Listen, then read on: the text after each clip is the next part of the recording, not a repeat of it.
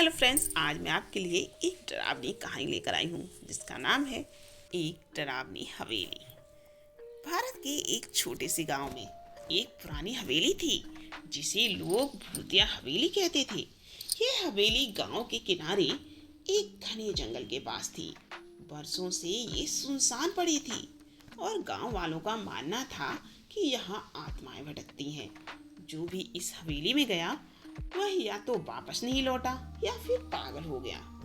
कहते हैं कि यह हवेली करीब 200 साल पुरानी थी और राजा विक्रम सिंह नामक एक अमीर जमींदार की थी।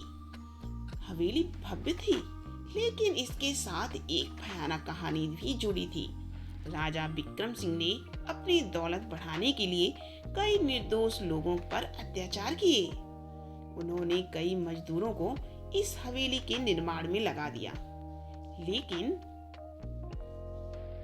उनका उचित भुगतान नहीं किया। कई मजदूर भूख से मर गए और उनकी आत्माएं हवेली में भटकने लगी। राजा की पत्नी रानी चंद्रिका बहुत ही दयालु महिला थी। उन्हें ये सब जब पता चला तो उन्होंने राजा को समझाने की कोशिश की, लेकिन राजा ने उनकी एक ना सुनी।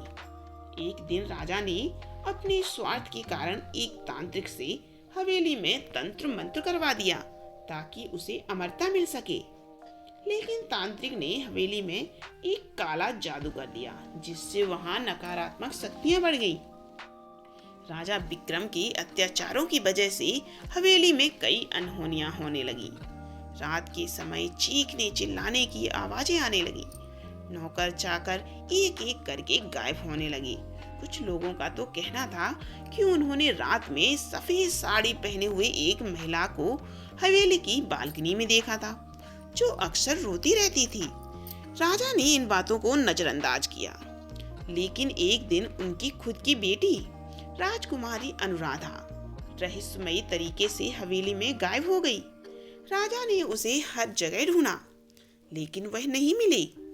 कुछ दिनों बाद लोगों ने हवेली में एक परछाई देखी जो राजकुमारी जैसी लग रही थी। राजा ने दोबारा तांत्रिक को बुलाया, लेकिन तांत्रिक ने कहा, अब बहुत देर हो चुकी है, यह हवेली अभिशापित है। यहाँ सब आत्माओं का वास है और उसे कोई नहीं रोक सकता।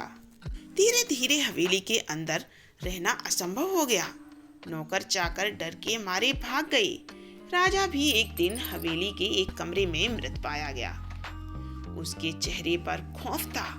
उसकी आंखें खुली की खुली रह गईं। गांव वालों ने इस घटना के बाद हवेली को छोड़ दिया और शापित हवेली का नाम दे दिया। सालों बाद शहर में एक युवा पत्रकार आदित्य इस हवेली के रहस्य को जानने के लिए गांव आया। उसने गांव वालों से सुनी सुनाई बातें सुनी, लेकिन उसे इन कहानियों पर भरोसा नहीं हुआ। वह अपने कुछ दोस्तों के साथ रात में हवेली जाने का फैसला किया।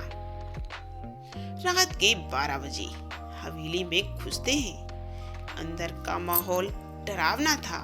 हर जगह जाले और धूल जमी हुई थी। अचानक एक ठंडी हवा का झोंका आया और दरवाजे अपने आप बंद हो गए। उन्होंने सीढ़ियों से किसी के उतरने की आवाज सुनी, लेकिन कोई दिखाई नहीं दिया। आदित्य ने अपने कैमरे से तस्वीरें खींचनी शुरू कर दी, लेकिन कैमरा अचानक बंद हो गया। तभी उनके सामने एक परछाई आई। यह वही सफेद साड़ी पहनी महिला थी जिसे गांव वाले देखते थे। वह धीरे धीरे उनके करीब आई और तभी तेज हवा चलने लगी। आदित्य और उसके दोस्तों ने किसी तरह वहां से भागकर अपनी जान बचाई। अगले दिन उन्होंने गांव के बुजुर्गों से हवेली के इतिहास के बारे में और जानकारी ली।